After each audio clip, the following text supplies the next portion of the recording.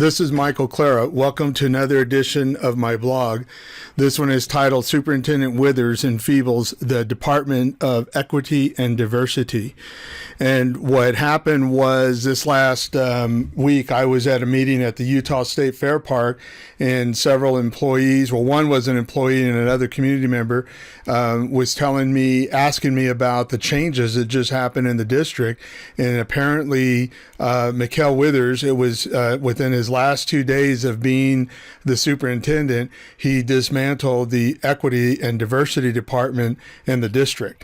And so I sent an email to the new superintendent, which she started her job officially on July 1st, and I asked her to confirm what I was being told, and I haven't heard back from her. But I have talked to other employees in the district, and basically I need to go back and explain what happened in October with the organization of the district. And what happened back in October, and I can do this pretty quick, I hope. Back in October, Mikkel Withers had proposed redesigning or reorganizing the superintendency, where he would put these three people in charge of, essentially they'd have the position of an associate superintendent with the titles of chief. And so what he did is he diluted the equity department among these three, or he kind of put it like in the middle with Brian, and then Dr. Kathleen Christie, who was in charge of equity department, he demoted her and put her out visiting schools. Well, what ends up happening is he ends up having an all-white superintendency and all-white leadership of the district, of a school district that has 60% ethnic minority student population. And in other parts of my blog, I've explained, and in public meetings, that that's contrary to the policies of the board. So in this case, when he told the board in a closed door meeting, like 10 minutes before it was going to end, that he was going to do this, I opposed it in the meeting. I wrote him a letter the next day and explained to him that he can't reorganize that way unless he has board authority.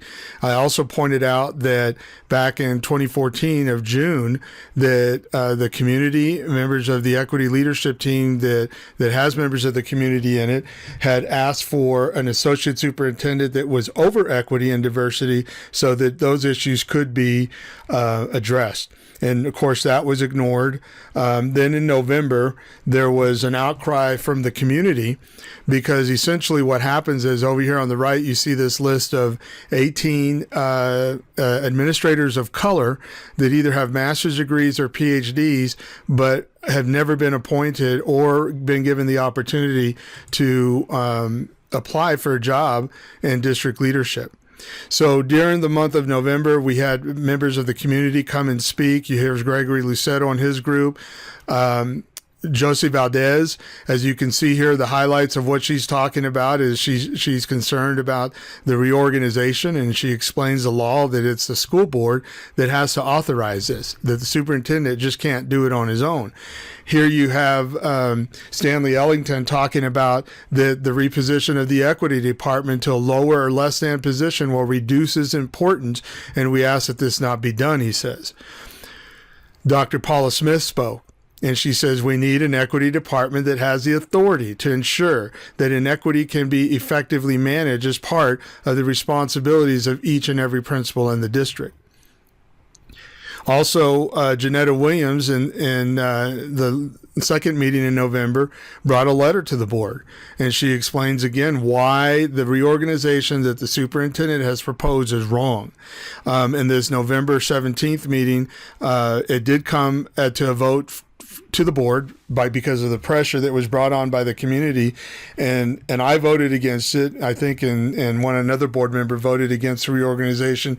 But here you see the board did approve the assistant superintendent of Dr. Christie, and then the three chiefs. So the other thing that did change as a result of the outcry from the community is Mikkel Withers had to now include Dr. Christie in this lineup and not demote her like he was trying to do initially. I wrote here that systemic racism doesn't simply rear its ugly head. It's voted on, enacted with policies, and used to disenfranchise. As the board did in this case, they approved Mikkel's little plan to put these three people in charge of as associate superintendents. And like I said, because of the community outcry, he did have to add Dr. Kathleen Christie. And here, Janetta Williams in December came and spoke to the board about the reorganization in the equity department. One of the elders of the Hispanic community, Archie Archuleta, spoke in December, telling the board to reconsider and not allow the plan to go forward as proposed by Mikkel Withers. Then in January, in our first meeting in January, Mikkel, who was superintendent at that time, just glossed over recommendations that came from these 5 employees. Educational equity and social justice for all Salt Lake school district student recommendations was presented by these employees. And he glossed over it, didn't say much about it. And then I wrote a letter to the board president saying, hey, we need to have these 5 employees at the board meeting at the next one and take seriously what they said. They did come to the next board meeting. They were put on the agenda. They had excellent and outstanding recommendations for the board about hiring, which, by the way, since January, we didn't follow, even though we said we were. And there's a whole other fiasco going on in that arena. And here, one of the recommendations was, beginning July 1st, return the temporary chief officers to the original assignments they held prior to reorganization drafted by Dr. Withers. And they say the school board and superintendent publicly stated that these assignments were transitional, which we did. So then, they gave their presentation in January. The board accepted them, was agreeable to them, and they also presented a new plan that was accepted by the superintendent and by the board, where it put 4 chiefs in, and that included Dr. Christie now, and not just the 3 Caucasian administrators that Mikkel had proposed in October. So in February board meeting, the board drafted a memo and unanimously accepted the recommendations from the 5 employees, and there were other employees involved, but those were the 5 that signed. And we said, and this is from the board now, saying in February, a new superintendent will be encouraged to organize district level leadership team according to his or her own criteria with input from Salt Lake Association of SLASA, and then it says, and subject to approval of the board. So so the reorganization of the superintendency will happen with approval from the board with input and in a transparent manner, they tell us. The board also gave Dr. Christie recommendations on things that we'd like to have her work on. So we're on track. As of February, it looked like we were on track because of the community outcry, the input from employees of the district. We ended up with a temporary organizational leadership plan. They called it a transitional plan that would stay in place until the new superintendent arrived. And so then in May, we did meet. I met with the new superintendent, Dr. Cunningham. She officially didn't start her job until July, but she came in early and was meeting with the community. We had a community meeting in Glendale, very positive, very upbeat. Everybody was impressed with her. We explained to her some of the things that I just talked about in the reorganization, that people weren't happy with that. And almost in a prophetic sense, we have in May 17th, Stanley Ellington sends an email to Heather Bennett and the rest of the board saying that we need to put a moratorium on district level hiring because Mikkel was just doing some crazy stuff and putting people in an unfair manner and overlooking more qualified ethnic minorities. And he kept doing this throughout the year of 2016, in spite of everything that happened throughout the the fall of 2015. And although the memo was written to Heather Bennett, the board president, I don't think she's replied. But then the reply came from Mikkel Withers, and he says to Stanley, my equity and advocacy work has been recognized locally, regionally, and nationally. So, and this is kind of his egotistical view of himself, that he's, all about equity when the opposite is actually the case. So in June of this year, that brings us back to what happened last week when I find out that, the board, as a member of the board, I have no idea that this reorganization happened last week. The board has not been notified. The board has not approved that.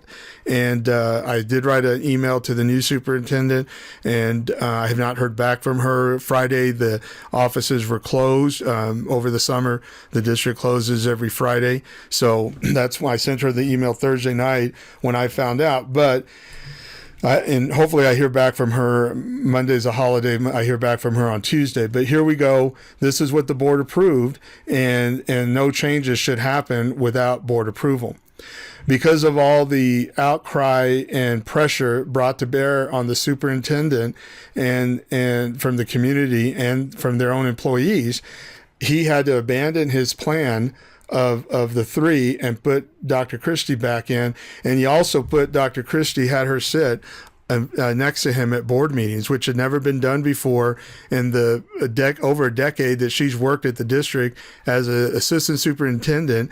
When the pressure comes to bear on him, then he puts Dr. Christie up there with him as an assistant superintendent. What I'm told now is that we have gone back now that, he's done with his tenure. This is his legacy now.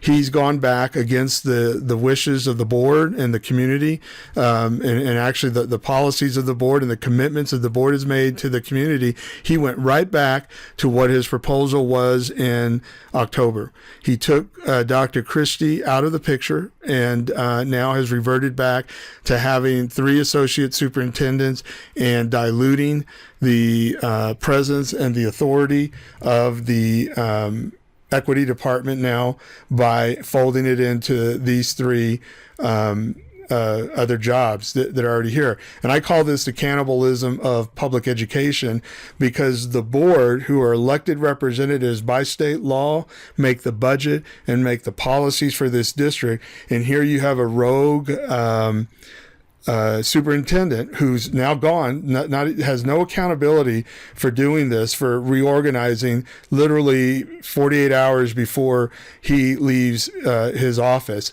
And that's the legacy that he'll leave, is that he has done this. So I hope that the new superintendent I hope that she wasn't a part of this, and that on Tuesday she will act to correct this and put us back where we need to be, with the 4 chiefs in there, with the assistant superintendent, Dr. Christie, back in her place where the board has authorized her to work.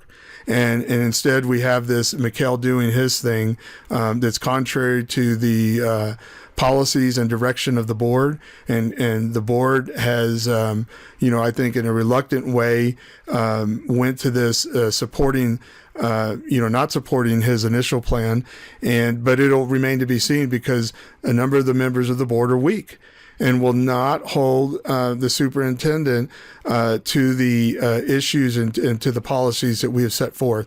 So I want to call the community to action and ask you, encourage you to vote November 2016. We just got done with primaries.